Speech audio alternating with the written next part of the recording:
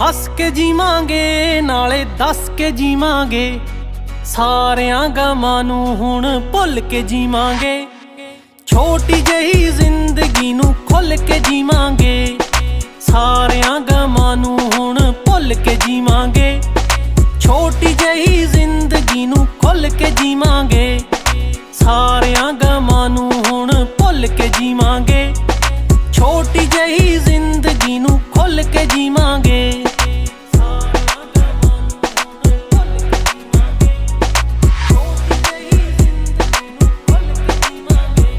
ਨਾ ਡਰ ਕੇ ਜੀਣਾ ਏ ਨਾ ਮਰ ਕੇ ਜੀਣਾ ਏ, ਨਾ ਡਰ ਕੇ ਜੀਣਾ ਏ।